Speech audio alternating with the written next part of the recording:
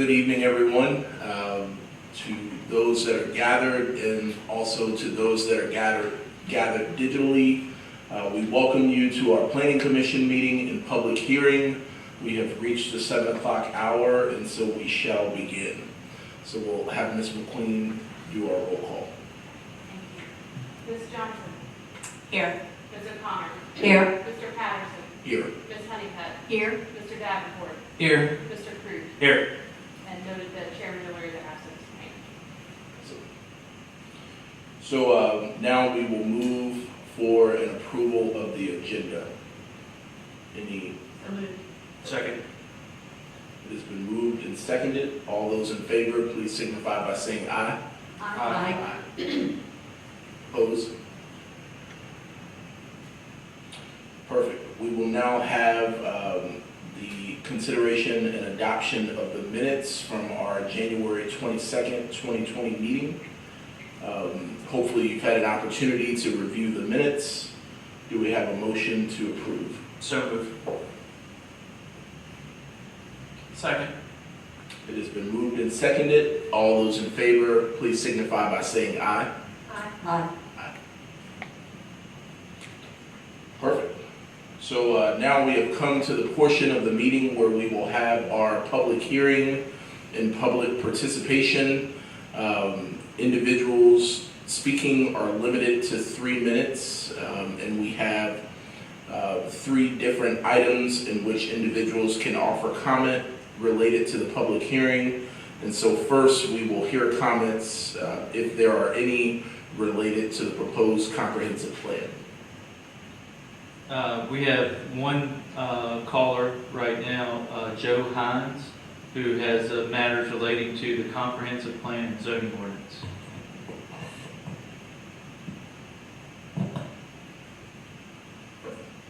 Mr. Hines, you with us? Yeah, you want to hear me okay? Everybody? You want to hear me okay? Yes. Yes. Okay, great. So I can see y'all on YouTube, so maybe I should have had an avatar made up so I could put it over the podium, so it's like I was standing there. So, anyway. First of all, I want to say thank you for your time tonight, and I hope everyone is safe, and also thank you for your service. I was telling Abby and Hunter a few months back at First Street Brewery that you all pretty much have a powerhouse plan commission, a lot of experience and intellectual capacity there, so I thank you all for your service and your thoughtfulness that you put formally first in a lot of y'all's decisions moving forward. As Scott mentioned, my name is Joe Hines. For those of you who know me, I'm from the area originally, but for those of you who don't know me professionally, I'm a civil engineer, and I lead Business Group's economic development practice, and we are a nationwide firm who did work in 50 states last year, and I'm a partner in the firm. We have over 700 people. Part of the reason why I wanted to talk to you all tonight is I reviewed the comprehensive plan. For that full disclosure, actually, I professionally do work with Berkeley Group, and I think they've done an excellent job with this comprehensive plan. I think the Planning Commission's done an excellent job with the comprehensive plan. There is one section that I wanted to touch on predominantly because I know a lot about it because I'm in this business, and that's the water and sewer business. And we do a lot of work with developers across both the country and in Virginia. A couple things I just wanted to note was, one, I think they encapsulated everything correctly. I did represent the town of Farmville when y'all were negotiating for Prince County on the Sandy River Reservoir project back in early 2000. So I'm very familiar with the system. I know, as David pointed out, the system is a little bit antiquated, which is very common for systems of this capacity and this age of this town, very much like Franklin, Virginia, Petersburg, areas like that, where the system is a little bit antiquated. So I think they've done a great job of capturing everything as far as what is going on with the system. And so I wanted to talk through 2 major elements associated with that I just wanted to bring to y'all's attention. One is the town water treatment plant appears to be averaging 1 million gallons a day output. And then 2, the wastewater treatment plant appears to be averaging 1.7 million gallons a day treated capacity. So what does that mean? In engineer speak, it means you have an infiltration and inflow potential problem. In layman's terms, it means you have a leaky system. So in other words, you're getting a lot of groundwater intrusion potentially into your system that you're treating as a wastewater treatment plant, which again is not uncommon. And one of the recommendations of the plan, which I fully endorse, is to proceed with a utilities master plan to carefully assess the capacity and conditions of the town's water and sewer systems and fully plan for the future growth. So I think that's a pretty common thing. I think that would be beneficial because that would help you go from the known or the unknown to the known as you consider that moving forward. Now, one of the things we do a lot of work with is developers, and in economic development in particular, we do a lot of work with site selectors. And about 80 to 90% of any type of research, site search on community is done online first. And you're either chosen or eliminated to be looked at further based on what is online. And I think that's something you really have to consider when you're putting ordinances like this in place, that people who are interested in the community are going to be looking at it online before you pick up phone and call anybody. So the one statement that I think probably needs a little bit of clarification, I'm not saying there's anything wrong with it as is, but I think it probably needs a little bit of clarification that would be helpful for somebody who is looking online. And that would be the very last sentence on under the sewer paragraph on page 43. It states the town should also require by ordinance that the cost of system expansion associated with any new development be paid by the developer of such project. While that comment with that statement appears to be pretty inane as written, somebody looking at it through the professional eyes of either a land use attorney or a mature developer, and knowing the age of the system and experience working elsewhere, they might interpret it to read basically, okay, if I have to build development, I'm going to have to upgrade the town system from my development all the way to a wastewater treatment plant, and or potentially pick up the additional cost of the wastewater treatment plant expansion. So I think that's something that probably needs a little bit of clarification.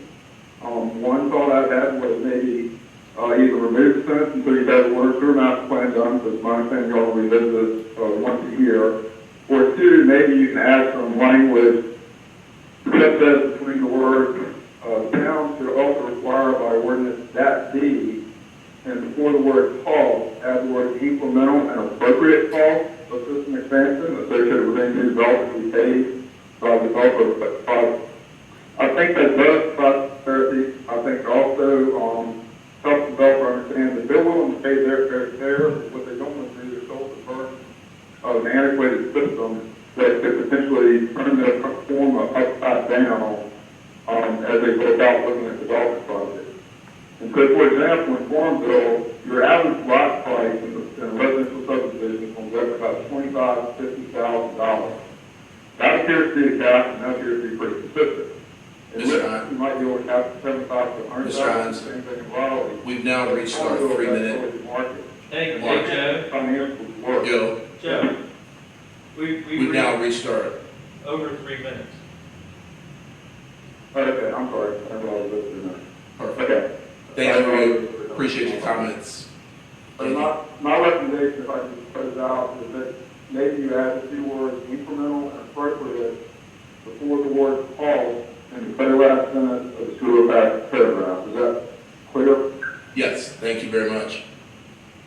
Thank you. Awesome. And now,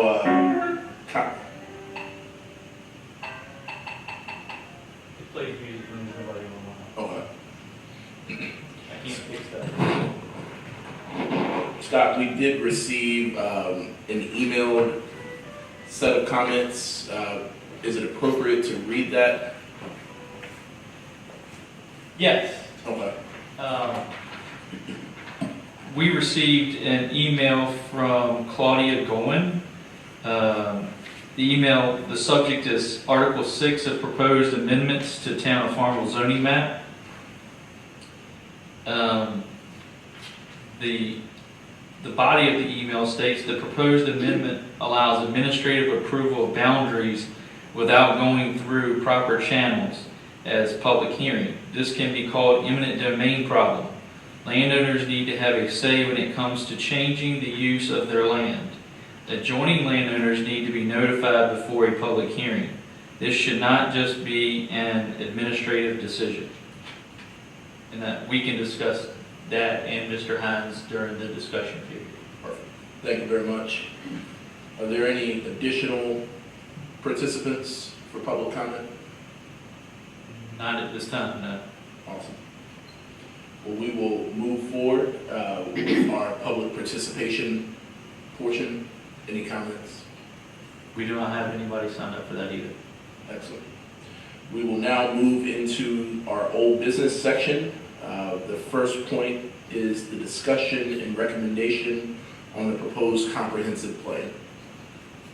Yes, Vice Chair, we have the Berkeley Group with us this evening. And so Kelly Davis with the Berkeley Group has a presentation for you for each section. Excellent. And of course, it's open for discussion amongst you all as well.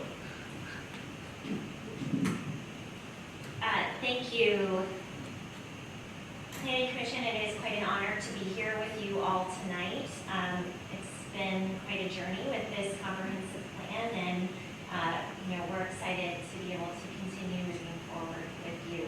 I would be remiss if not to mention Rebecca Cobb, who is here with me tonight, as well as Catherine Redfern, who is watching online, but this is the team that has been working hard to put this together, so we may be calling on the rest of this team tonight as needed. And Rebecca will also be presenting to you as well later on.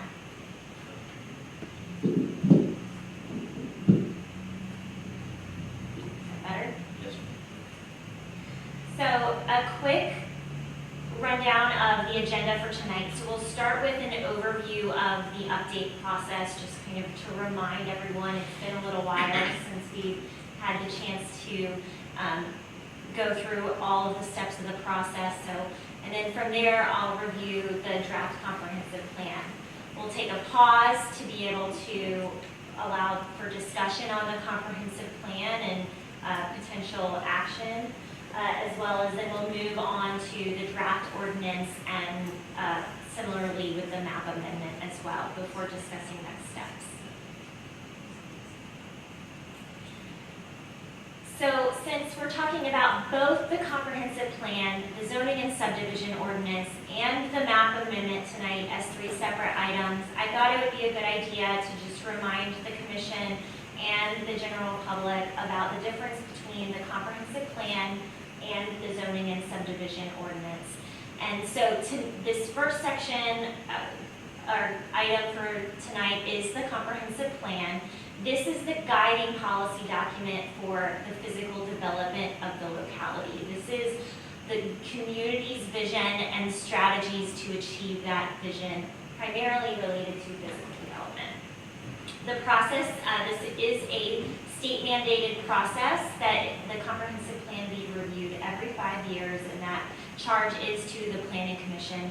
And then, unlike the comprehensive plan, which is policy, the zoning and subdivision ordinance is the code, it's the codified regulation of the development of land and the use of land in the locality. So there may be questions or discussion points that we may say that's more appropriate for the comprehensive plan, or that's more appropriate for the zoning and subdivision ordinance. So just wanted to highlight that. So this slide shows your kind of where we are in the process. We kicked off with work sessions, there was public input, public surveys, various work sessions, open house. We accepted comments on the draft comprehensive plan and other land use tools. And here we are tonight at the public hearing process. Also wanted to quickly highlight that community outreach and the community outreach summary. Even though we don't have anyone here with us in person tonight, there was many opportunities for community outreach throughout the process. There was 2 workshops, 2 open houses, a community-wide survey, and then the plan has been available online during that review and comment period. These pictures from the comprehensive plan kind of highlights some of those different items that we heard during the public hearing, or during the workshop and community outreach process. Moving on now to the core of the comprehensive plan and the true deliverable, the true essence of Farmville's comprehensive plan. Again, as I stated before, this is the publicly supported vision for the future that provides the strategies to achieve the goals that were identified through community outreach. The comprehensive plan is organized with the majority of the elements being these planning elements: environment, history and cultural resources, population and housing, economy, community facilities, land use, and transportation. And through that community outreach process, this is the community vision, which I'll read for the record, that was developed for the town of Farmville and through this community plan. Farmville is a historic community with strong ties to education, retail, tourism, and outdoor recreation. Using these assets, Farmville will continue to strategically plan for growth that delivers jobs, economic opportunities, and amenities that improve the lives of a diverse population while preserving small-town character. The next set of slides moves into each of the specific planning elements. The first being environment. Each of the components of the plan includes maps and photos, and then, so this map is of parks, trails, and rivers that really form the environment of the town of Farmville. The goal for this chapter is to preserve Farmville's natural resources while protecting people and property from natural hazards. And the strategies are focused on stormwater and environmental regulations, things like using the streams for tourism, improving landscaping, and promoting trails and blueways, and also touch on flooding. The cultural resources chapter identifies the various cultural resources that form the backbone of the community in this way. There's a map that's shown here on the slide that highlights the historic districts here, the Longwood University and the Main Street District, as well as other environmental and natural features. The goal of this chapter is to promote the history of the town as an asset for tourism and economic development. And the strategies that you see again on the slide here are encouraging the listing of historic eligible buildings on state and national registers, as well as different elements that support history and promote the heritage of the community. The population and housing chapter provides a lot of various statistics to support and guide the development decisions in the plan. These are just two graphics that are included in the plan that show population, student population, and the number of housing units in the community. The goal for the housing chapter is to provide for the needs of a diverse community with quality, affordable housing for all. And the various strategies here are really about increasing the variety and options for housing in the town of Farmville.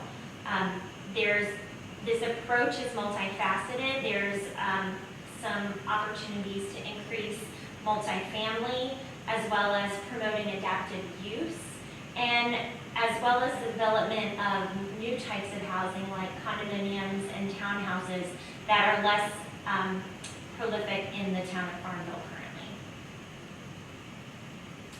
From the economy chapter, again, this highlights the major economic drivers in the community.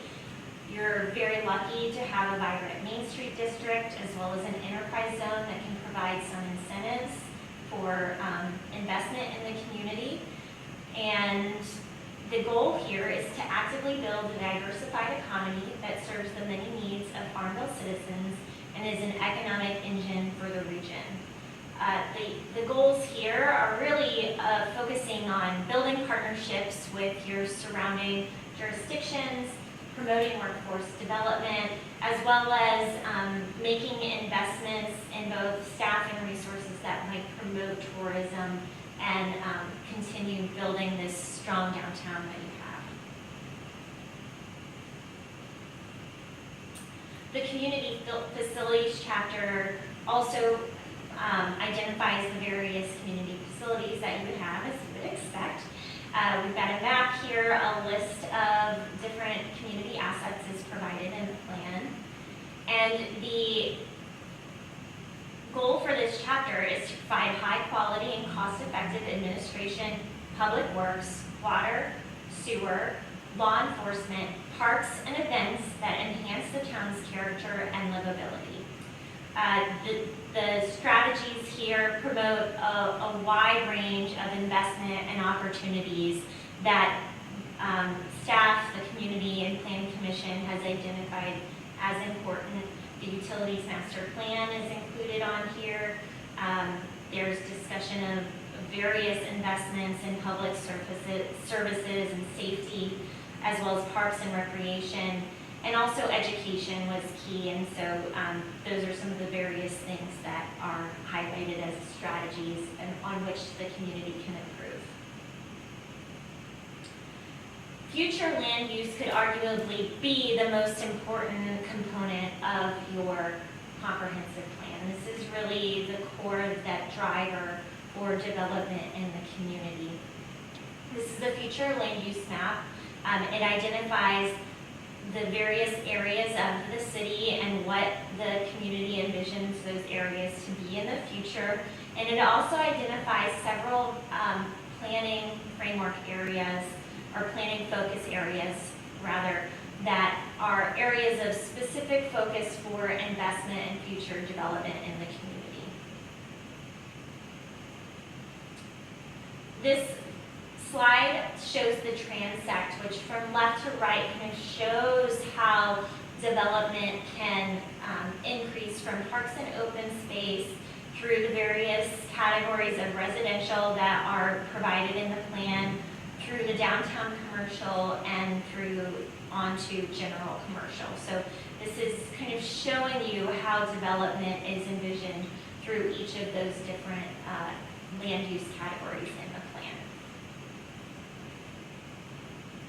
The key changes to the future land use is that for the most part, categories were parsed out a bit more. So the residential areas in the previous plan were categorized into low density, moderate density, and urban residential. The existing mixed use and commercial areas from the previous plan were further deconstructed into the downtown mixed use and general categories. And then educational was changed to institutional, and the more conservation, recreation, and cultural was changed to a park open space category to be more inclusive. I'm not going to go through each of these areas, but if we need to highlight anyone specifically, we can bring up the full plan. As I had mentioned before, there are 5 future land use planning focus areas in which specific strategies are identified for further clarification, further visioning to help the community and potential developers and property owners understand what is envisioned for each of those areas. The goal for the future land use chapter is to plan for a balance of compatible land uses, meeting the community and economic needs of the growing town. And similarly, many of the strategies here highlight the need to focus on downtown development and infill primarily, so that you can continue creating this vibrant downtown, raising properties to their highest and best use, and promoting more opportunities for housing and residential living. Transportation is the last and final element of the comprehensive plan core elements. The transportation and connectivity is, of course, an important component of any comprehensive plan, and it is a required component under state code. And this chapter did undergo, and the entire plan, underwent review by Virginia Department of Transportation to provide feedback on the recommendations and the information that was provided. The plan identifies priority transportation projects. I believe there are 10 total priority transportation projects that are provided in the plan. And the goal is to provide a safe, efficient, and attractive system of town-scaled streets that welcome pedestrian, bicycles, and automobile traffic. There was one additional strategy that was added following the latest open house, I believe, and discussion with Planning Commission, and that was to implement the wayfinding signage and enhance parking accessibility and use. So I believe that the others were seen in the first round of review as well. And they really focus on, trails, walkability, quality of pedestrian space, public transportation, covering all of those facets of the transportation network. And finally, what is a plan without implementation? So the implementation chapter does provide kind of next steps following the comprehensive plan. As a best practice, while state code only requires you to review it every 5 years, it's really important for the Planning Commission to take a look at the strategies every year. Doesn't mean you're going to update the entire plan every year or even at all, but it does. It is important to look at the strategies and see where is investment being focused. How can we implement these strategies? Are we coordinating with the capital improvement plan?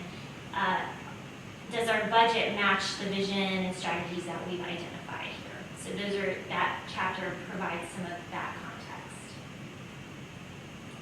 And with that, I stand ready to answer any questions about the comprehensive plan. Thank you very much. Any questions from the group? Ms. Honeycutt?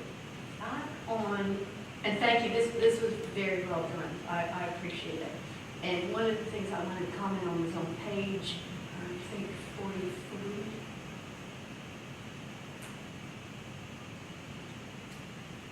Under education.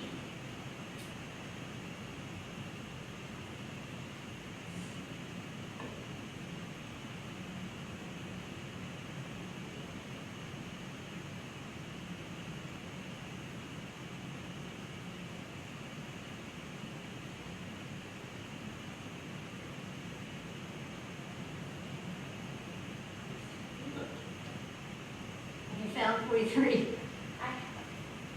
I have 43 on, I believe, the latest draft. It's 41 is education.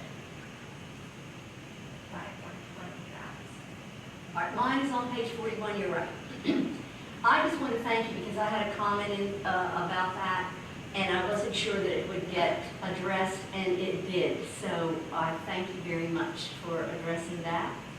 And also under what Mr. Hines had discussed with the sewer service, I had thought about that also. Is there a way we can address that now, or do we need to postpone that? Because I know a lot of people in my area have had to replace some of their sewer lines, and Not on the town side. It would have been on their side of the sewer. okay, You're talking they replace residential? lines from their houses to the lines. That's always the case. That's always the customer's responsibility. We only take it from from the meter. So but they had to replace some of those That's normal. personally. That's normal. So We don't go beyond the right of way where we bring the tap Right. to the house. right, they've had To to the do property. that themselves. And they will, yeah, that's normal. So there's some antiquated lines from there that the residents have had to replace from their houses. Correct. So I know those are antiquated. So with regard to that, is there something we need to do? I read in here the fact that there's the master plan No, this is suggesting a master plan. There isn't one currently that has been done in, I don't know, in recent years.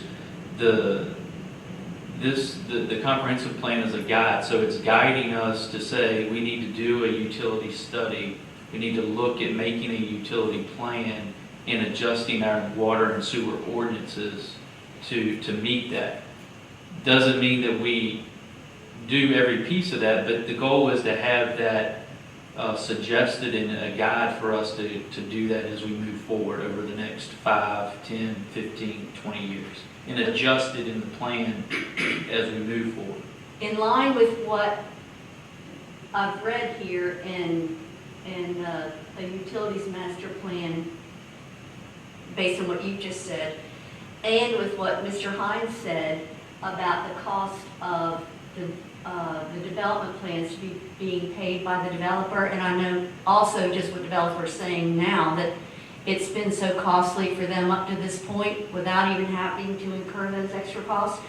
Is there some consideration that we can give at this point to Mr. Hines's comments? I had spoken with Mr. Hines before. He had shared these with me, and my point to that is that I don't think that the comprehensive plan has to be changed.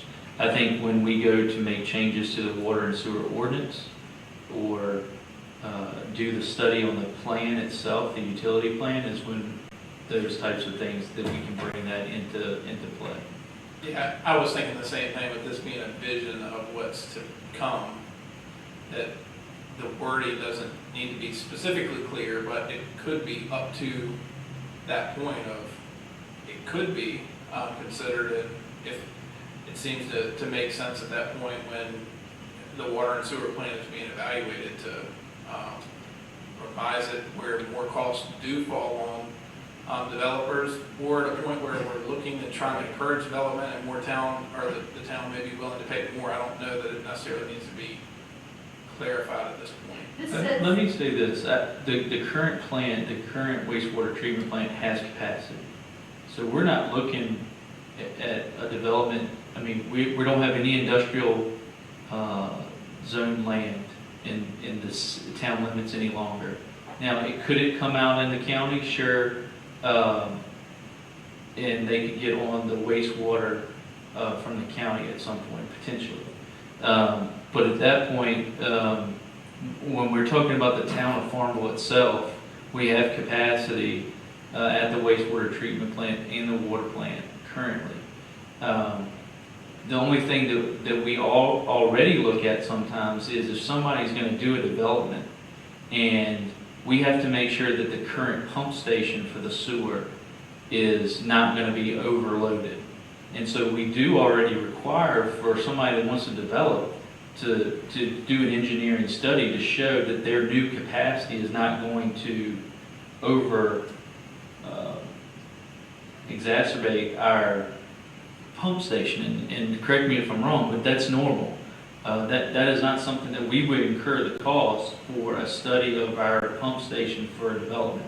That the potential is for that developer to increase that. Now, when we go, if it says that it has to be increased or there has to be changes to the pump station, I believe that's when the negotiation begins to occur based on the type of development that it may be and what that's going to bring to the town of who increases or doesn't that pump station at that point in time. So I think there's some caveats in there that are open for discussion and negotiation along with developments. But Ms. Honeycutt's question was, what would be the process to amend this, to change that language today, if we so choose? Can that be done? What does that look like? Can we? Should says should. Right. Not maybe. Can we amend the language and still move forward today? Can we approve a resolution, as amended in Robert's Rules terms? This The question is, would they have to have if you're making it, it's only if it's less stringent, but it's a guide, so I don't think the ordinances would be a different situation. But your recommendation, I don't think you'd have to have another public hearing. I would recommend the resolution and the plan with that change. So I think one of the underlying tenets of our conversation has always been, at least as it relates to development, clear communication. And so I'm kind of the opinion, while I understand the dynamics and the capacity of our water treatment facility, if adding 2 words or 3 words provides further clarity, while there is no, and kind of clarity of our intent, especially while there is no water treatment master plan or corresponding ordinance, it doesn't seem to be a terrible inconvenience to do it, is my thought. I'm also looking at this in the long run because of the data center. I've been doing some research on that. And if what they say about the data center, although it's in the county, if they bring in the numbers of people that they're supposed to bring in, we're going to need more housing. And if a developer reads this and they see the town should also require all these extra expenses because of, and maybe I'm misinterpreting this, because they're going to be required to pay extra expenses because of our antiquated system to bring the whole system to help defer the town's costs of updating the system, they are going to be charged extra. Am I misunderstanding that? I would just say that state code is very clear for residential development, that to Mr. Hines' point, it must be incremental and appropriate. There's very clear language related to residential development that must be followed when it comes to impacts and things like that. So, Can I ask you though, that would be clarified and said on the side of when an ordinance or a sewer and water plan is put together, right? Not at this point. It doesn't necessarily. I'm not going to say that one way or the other that this is inappropriate language or not, but you are correct that that language should be reviewed by the town attorney when and if that they update these fee ordinances. Yeah. So I would just say, and I'm sorry, if you've got something to add. Go ahead. So I think, so we're saying if it were, it could be done because it's a minor adjustment to the language, it could be.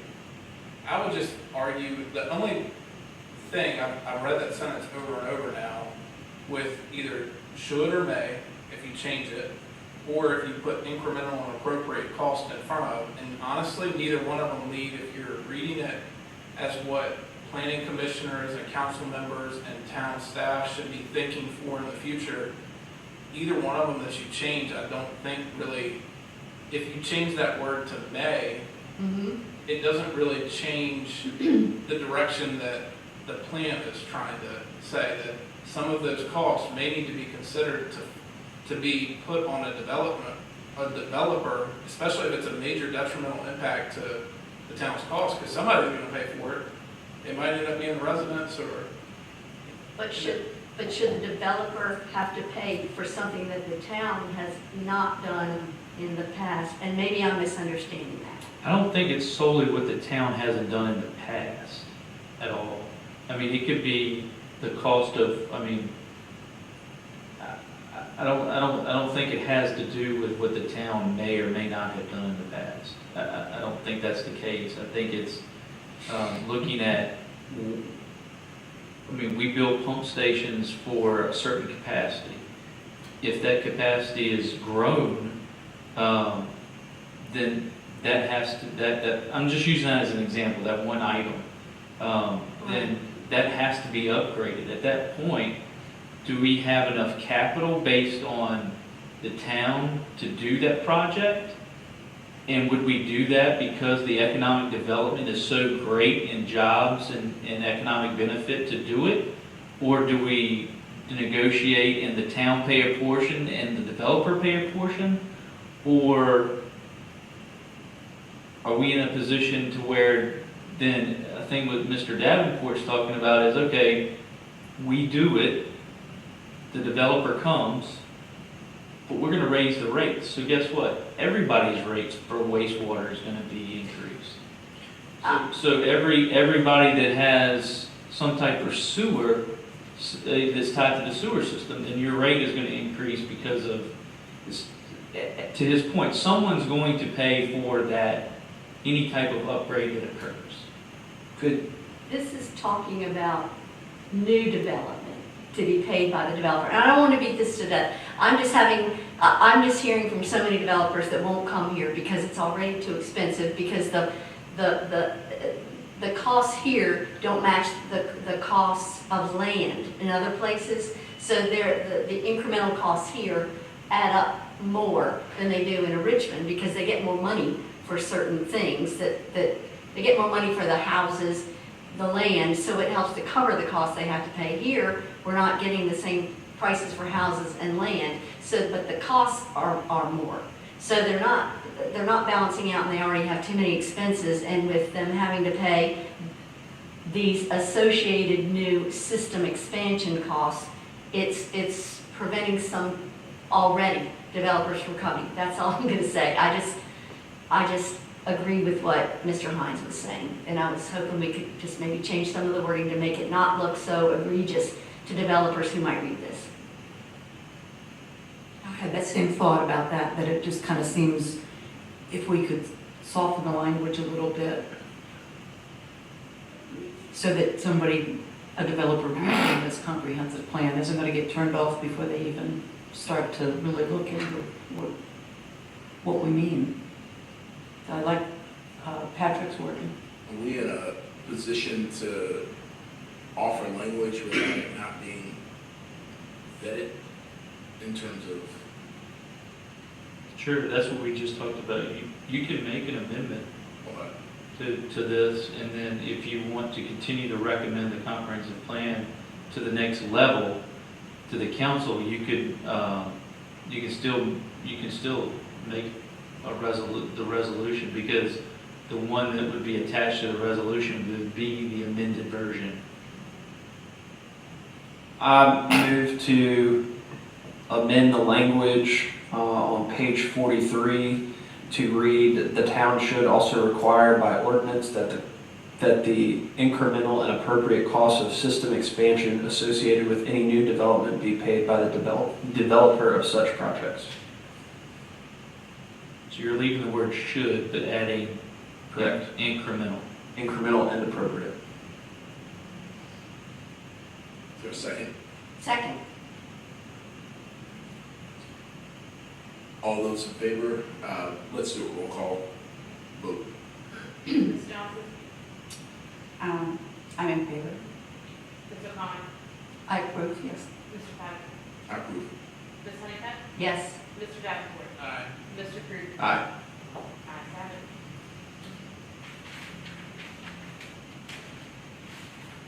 Awesome. So we have moved on from that. Any additional thoughts, comments related to the presentation and the plan itself?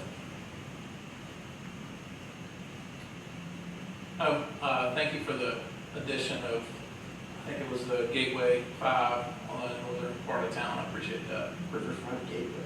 Yeah, looks good. I did a good job with that. Thank you.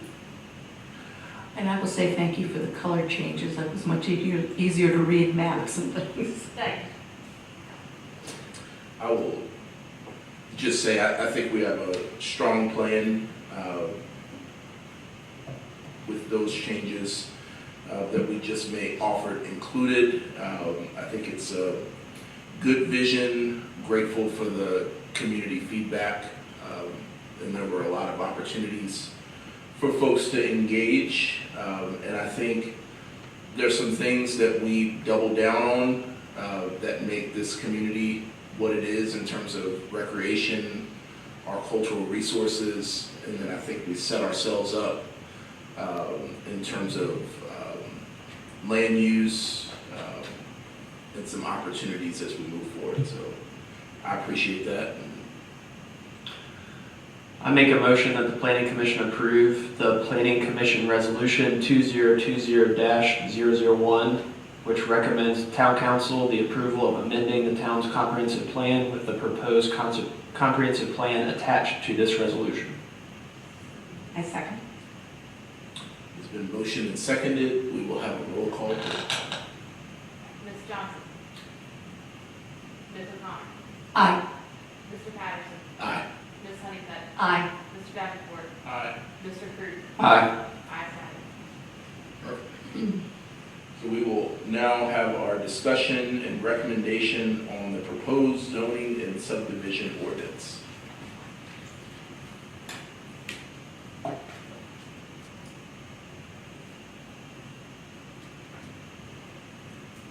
Good evening, Rebecca Cobb with Berkeley Group, and good to see everyone and actually be here. And sorry that other folks can't be, but glad that we have technology. Sometimes it works in our favor. So moving into the zoning and subdivision ordinance text amendment. First just the question of why are we doing the text amendment for the zoning and subdivision ordinance? And that's for several reasons. One, Virginia code is changing annually, especially with regards to zoning requirements, get tweaked all the time. So we want to make sure that your ordinances are up to date with the Virginia code. You've also just worked through your comprehensive plan, and we want the zoning ordinance and subdivision ordinance to support those goals of the plan. Also, meeting community needs and organizing and clarifying so that when the community does pick up your zoning ordinance, it's very easy to find what they're looking for, it's very easy for them to interpret, and it's very easy for staff to assist someone through the process. Your land use tools update process, I'm not going to go too much into detail. This has followed along with the comprehensive plan. So we've had several workshops and surveys, as well as open houses and feedback on the drafts. And so now we have incorporated all of that information, and we're at the public hearing and adoption phase. So just kind of looking at your ordinance structure, currently you have in general permits and certificates, district regulations, Board of Zoning Appeals, floodplain district, and satellite antennas. And so you can kind of notice the floodplain district and the satellite antennas kind of stick out. Those are, tacked on at the end. And so we've kind of found better places for those as well as reorganized a bit. So your proposed ordinance has Article 1 is in general, and then there's administration. That's where that permits and certificates is, as well as zoning administrator, planning commission information is in there. Your zoning districts, that's where the floodplain district is housed there with your other districts. We've pulled out a section called community design and standards. We've pulled out your non-conforming uses, and then we're inserting your subdivision regulations into the zoning ordinance so that it's all housed there together, easily accessed and easy to update together as one document. And we've pulled out the definitions as well. So diving in kind of article by article. Article 1, your in general, contains the purpose, applicability, and severability. We've aligned the language here with state code and added code references. This section is highly reliant on state code, so it didn't see a lot of other changes. Article 2, administration, contains boards and commissions, permits and applications, enforcement, and appeal. We have aligned the language with state code and added code references, as well as updated the permit and application processes, just to make sure that everything is clear and everything that staff and you all need is listed there. Article 3, the zoning districts, and this is where most of the substantial changes to the ordinance takes place. So I'll give you kind of a quick summary and then we'll dive into each of these elements. We've consolidated districts. We redefined the purposes of the districts because with that consolidation, then those districts look a little bit different. And so we wanted to make sure those purposes match the consolidation. We've compiled district standards into a table and again adjusted those standards to match the consolidation and the purpose. We've compiled all uses into a table called the zoning use matrix. So now instead of having uses scattered throughout, it's all in one table, very accessible. We've added new uses as well as adjusted use terms for broader application. That way, when a new business starts up, you don't have to worry about amending your ordinance each time. It should be able to fit into one of the uses. We've also changed some use categories. So for example, nursing homes in the R3 has changed from by right to conditional.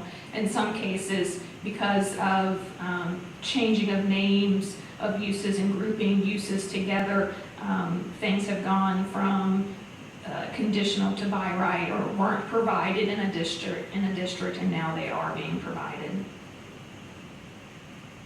So diving into the consolidated districts, the R1 and R1A have been combined to R1. We've also added titles to the districts, which weren't there before. So that kind of gives you a peek into what that district really is about. So the R1 is your low density residential. R2 is staying the same as R2 as medium density residential. The R3, R3A, and R4 are being combined into R3 high density residential. R5 is just being switched into R4 since that number is available, and that's your mobile homes. B1 is staying as B1 downtown commercial. B2 and B4 are combined into a B2 transitional commercial. B3 is staying as B3 highway commercial. And then also we have the floodplain overlay district is staying the same, but housed here. One thing to note with the consolidation of these districts is that also means your zoning map needs to change. So because there are districts that are zoned R1A or R3A, and so those changes we'll talk about later on. The dimensional standards table that I mentioned, this is the residential portion of that table. So you'll see on the left-hand side, the zoning districts are listed, and then as you move across on the right, there are the minimum lot sizes, minimum yard sizes, and maximum building heights. And so with the consolidation of districts and just kind of looking to the future of the community, some of these numbers have been adjusted. So the R1 lot area proposed is a decrease from 20,000 square feet to 14,000 square feet. The R2 lot area proposed a decrease from 10,000 square feet for single-family dwellings to 8,000 square feet. The R2 area for two-family dwellings proposed a decrease from 15,000 square feet to 12,000 square feet. And we also saw reductions in frontage requirements and yard sizes in these districts as well.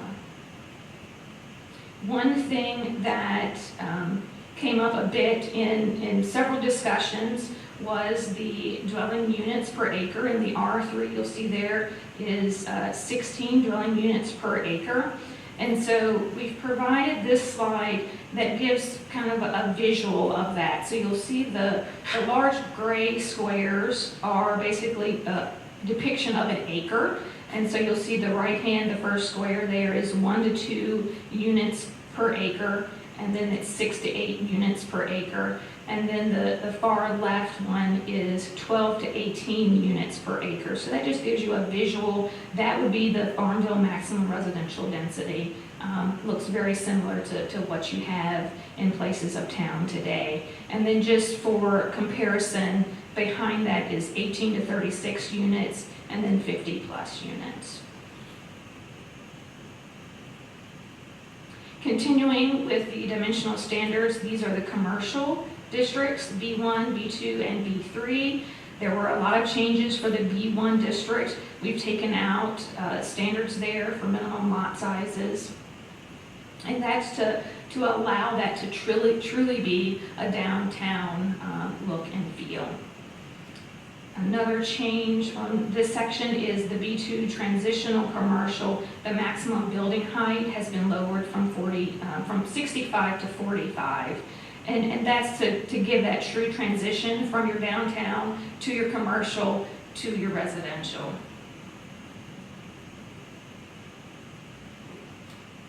This is a snapshot of your use matrix. A very small snapshot of a use matrix that I believe is pages long, because it does house a complete list of all the uses that are allowed within the town. And as you go across from a particular use, you can see if that use is not permitted, or is by right, or is a conditional requirement.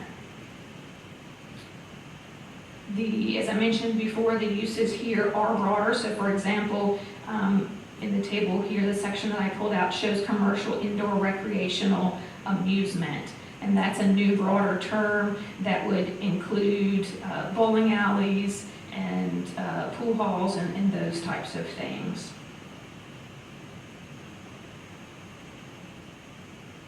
Your Article 4, Community Design and Standards. This houses several sections: signs, landscaping, parking, utilities, and standards for the specific uses. And so we'll go into each one of those.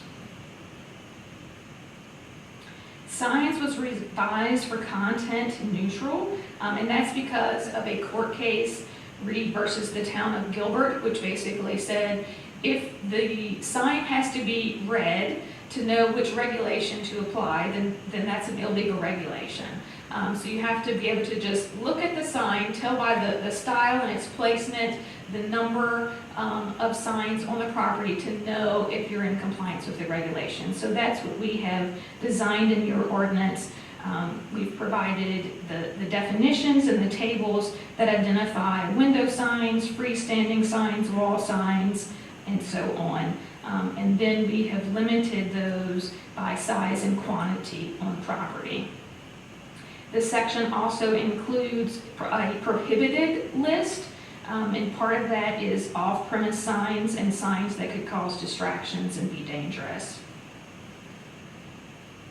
We also are requiring permits for some signs, so there is a sign permit requirement that before the sign can be erected, you would have to come and get us a permit for that. Landscaping. This is a new section that was driven by public input and staff.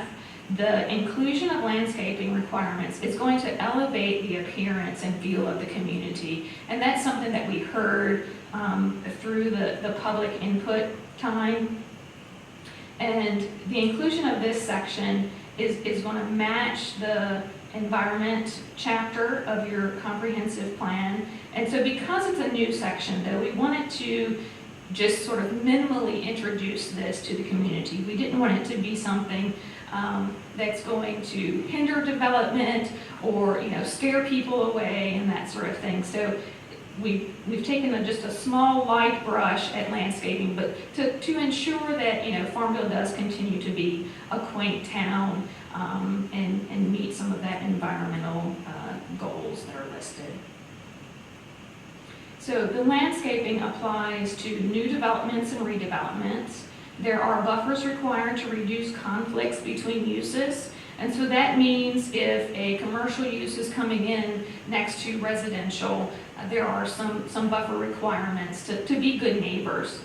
As well as in residential, if there's a heavy residential versus something that's lighter density, then there's buffer requirements for that as well. There are screening requirements for dumpsters and then requirements for parking lots. A little bit about the parking lots is that there's one tree per 40 foot required along the lines along streets and along adjacent properties. And as far as landscaping within the parking lot, that's not triggered until there are, I believe it's 30, I've got a note here. So 30 or more spaces would trigger that interior landscaping requirement. as well as the landscaping requirement would have to be planting islands if there are 150 or more spaces. So quite substantial before triggering some of those requirements. The parking within the community design and standards. So we've incorporated the new parking for the new uses that we established.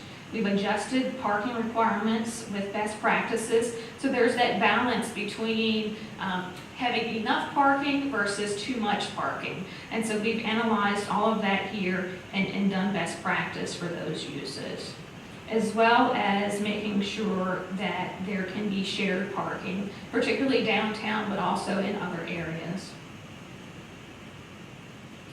Utilities, there are requirements for underground utilities.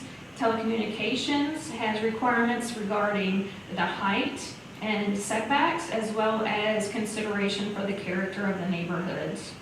Standards for specific uses, we've added standards for new uses. Some of those include multifamily dwelling, mixed-use structure, mobile restaurant, short-term rental. We've also amended existing standards based on best practices and your town needs.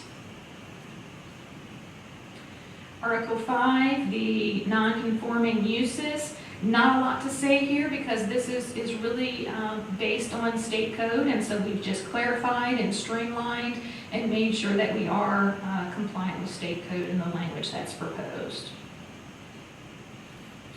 The subdivision ordinance is being repealed and is becoming part of your zoning ordinance, as I said earlier. And so then within itself, we have restructured it just for ease of use and clarity. We've edited for compliance with state code, as well as changed a few policy and procedures to streamline processes and enhance future development.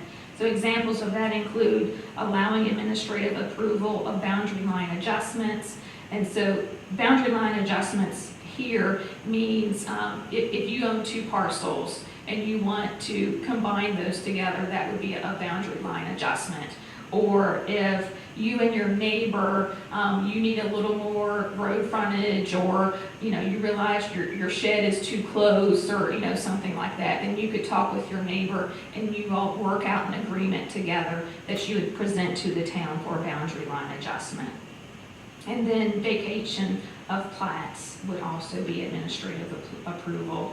And then we've also added dedication of land for sidewalks and business zone subdivisions.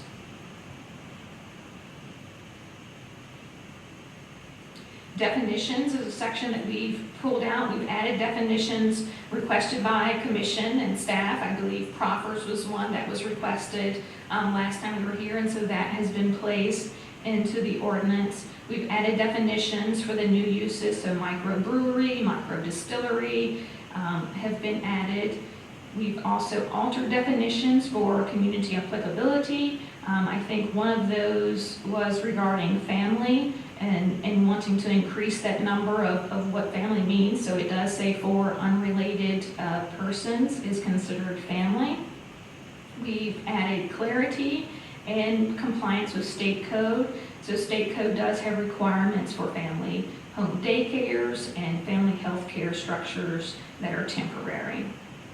Uses and terms no longer included in the updated zoning ordinance have been deleted, as well as your current ordinance defined some things that were not actually permitted uses, and so those have been removed as well. So that concludes the presentation on the zoning and subdivision ordinance, and I'm happy to answer any questions. Thank you very much. Any questions from the group? Ms. Upton? Go ahead. This is just clarification for Scott. I had concerns about the B2 with the residential up above and business down below. And there was so much to read, I just want to make sure that I didn't miss something.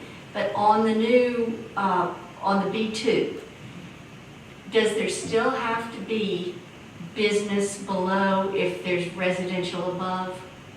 I don't believe so. it's not my understanding. You have to have a storefront in B1 of some type.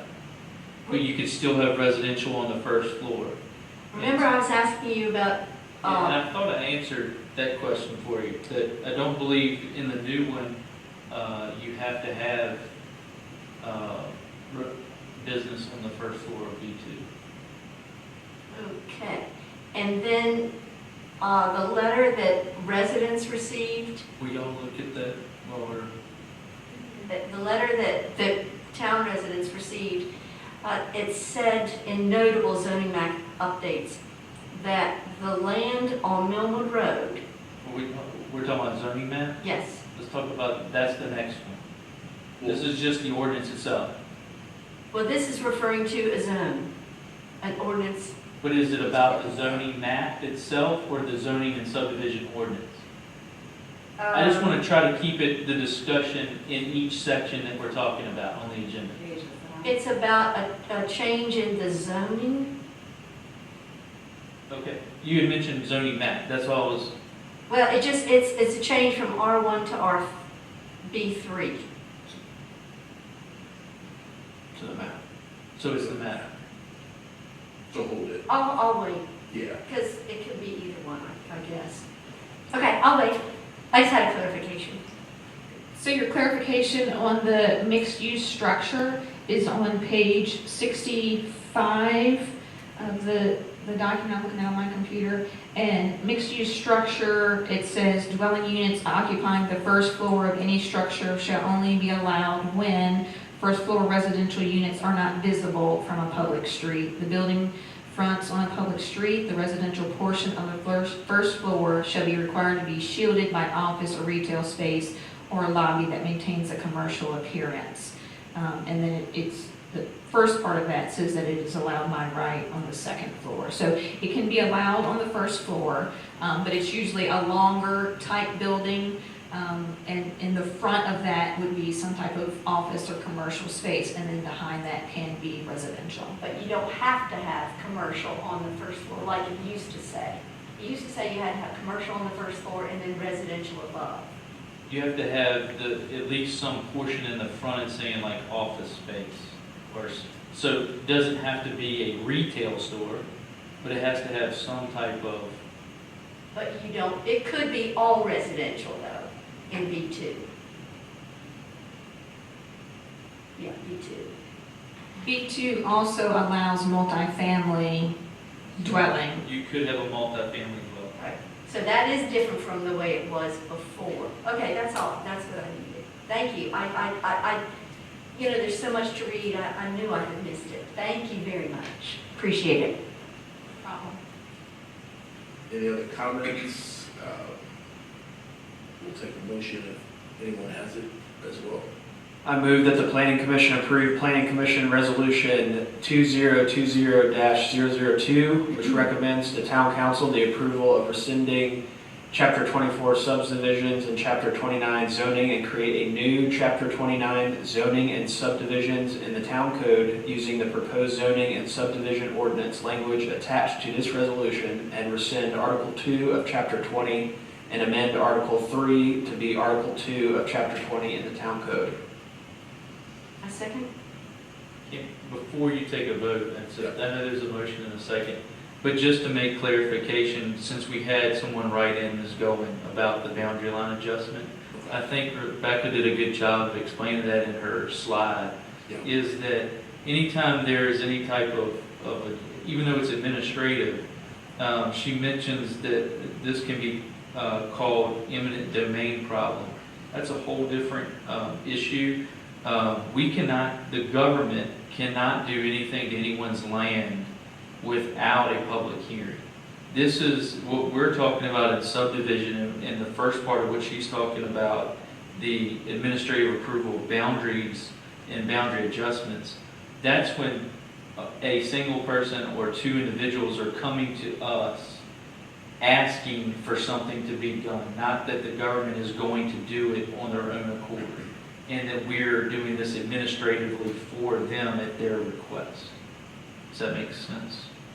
Yeah, and I mean, I think that clarifies what the concern was there, because something like I'm trying to assume what may have been understood and what was written there could be something like a setback, and that would go through a zoning ordinance change or something like that. So anything else other than the property line adjustment or something like that is all I can think.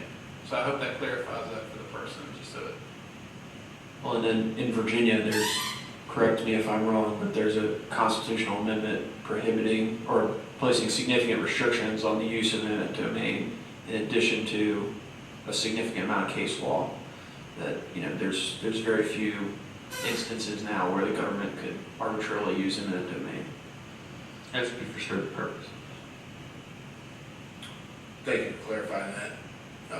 So we have the motion that's been seconded, and we'll do our roll call vote. Ms. Johnson. Aye. Ms. O'Connor. Aye. Mr. Patterson. Aye. Ms. Honeycutt. Aye. Mr. Davenport. Aye. Mr. Cruz. Aye. Yes, have it. Perfect. So we are now moving into a discussion and recommendation on the proposed zoning map.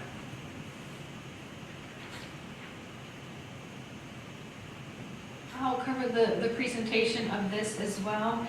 The zoning map amendment needs to be in compliance with the Virginia requirements. It is here to implement the future land use map and reflect changes to the zoning text. So previously, when I talked about the consolidation of districts, that is reflected through this zoning map change. It's also tied to parcel boundaries.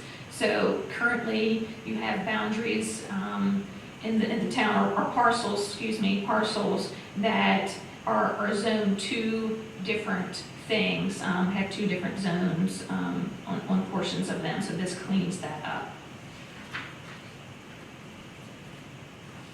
The map on the screen is your current zoning map, and you can see all of the districts there listed and their designations. And then this is the proposed zoning map with much fewer colors because of the consolidation of those districts. And we'll just take a moment to kind of dive a little bit and sort of look at these comparatively through the commercial district changes and then the residential changes. So this map shows just the existing commercial zones, your B1, B2, B3, B4. And then this map shows the proposed commercial zones, and you see the B3 and B4 being combined into the B3. And the key changes on this map have been circled and highlighted for you, and I'll just go through those briefly. Items 1 and 2 are extending the transitional commercial zone, and this is to allow flexibility and better design along the entrance corridor. This also matches your comprehensive plan and those areas that were highlighted in there to be entrances and you know, a nice presentation of Farmville. 3 is highlighted there to the eastern portion of the town, and it eliminates the split zone parcels and goes into transitional commercial zone.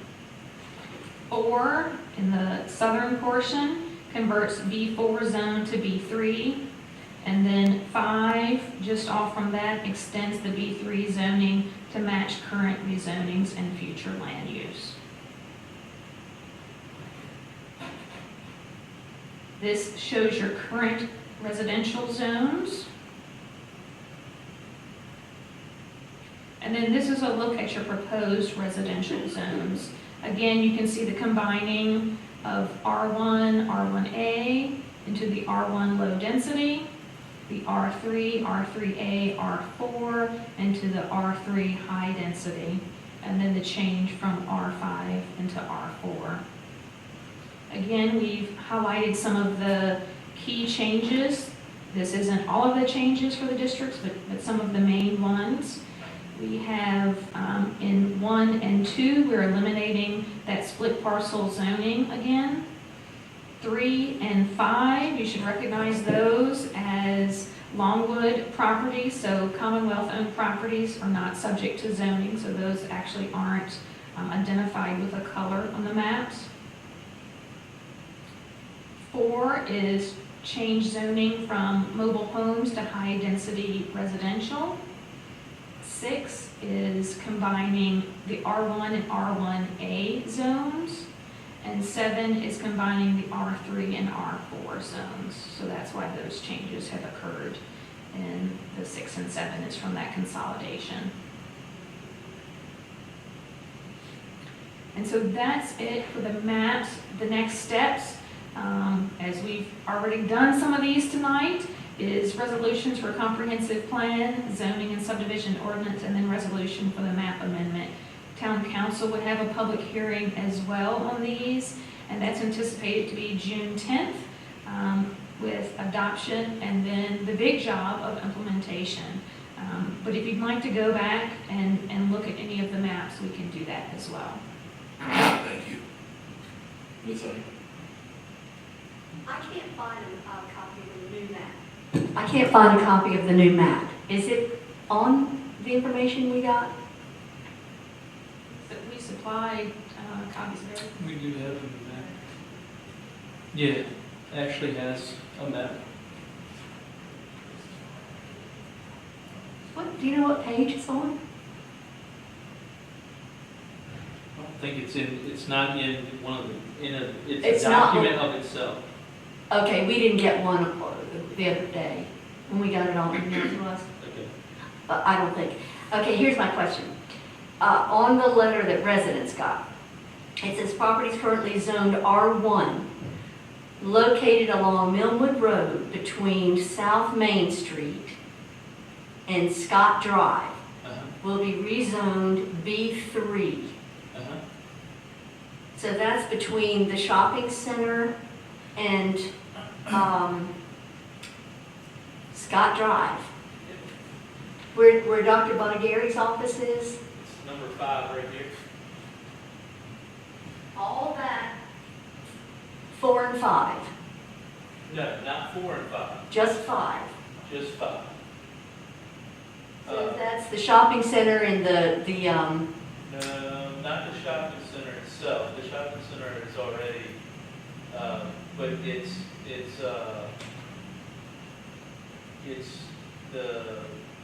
those houses. there's like 3 houses, I believe, and an open lot, and there's a doctor's office that looks like a house, and then there is 2 pieces of property that make this little design right here that an individual owns. And what used to be the putt-putt, maybe? Okay. don't know. I just wanted to make sure I had the right Yeah, place. that's the right area. It's just a short little strip. Before Scott. Going out to the field on the right, Pardon? going up to the field on the right. Yeah, it's not the That's field. the 2 hook. Yeah. Yeah. Okay, It was Martin owns it. yeah. Okay, thank you very much. Any other thoughts related to the zoning map? I just want to say, you guys did a really, really good job working with us and listening to us and doing what we asked and making some great suggestions, and Scott the same. You all have been a really big help to me, so I assume everybody else, I really appreciate it, Good, thank you. We're glad you're pleased. very much so. And thank you to Scott. I make a motion that the Planning Commission approve Planning Commission Resolution 2020-003, which recommends to Town Council the approval of amending the town's zoning map with the proposed zoning map attached to this resolution. Second? Second. Ms. Johnson? Aye. Ms. O'Connor? Aye. Mr. Patterson? Aye. Ms. Honeycutt? Aye. Mr. Davenport? Aye. Mr. Cruz? Aye. The ayes have it. Thank you. Thank you. Thank you all very much. Alrighty, so we do not have any items for new business, and unless there are any final comments, we will move to adjourn. So moved. Second. All those in favor signify by saying aye. Aye. Sorry, aye. The ayes have it. We are adjourned. Thank you all that viewed in. We will see you on June 10th if you care to participate in the public hearing.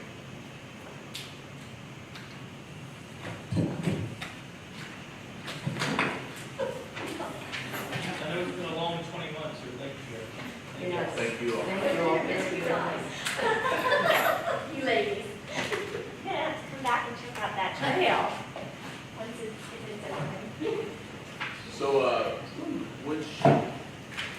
didn't you have a colleague that had a kid in the midst of this? Catherine, she's viewing online. Okay. She was texting me answers to questions Great. that you guys might. Wow. Does she have her baby already? The baby is one. What? Yeah. Oh my gosh. That was a while back. That's how long y'all been going through. I said it's 20 months ago, when we started. Yeah. Well, I hope they are doing well. She could have had two Yeah. by now. Tom, That's not important. you already did? Good job on those motions that I I hope need, were, like yes. every scripted. Hey, Jerry, we just need to sign the resolutions. You trying to take my Oh, resolution? Good job, Scott. I know I did you on a crap.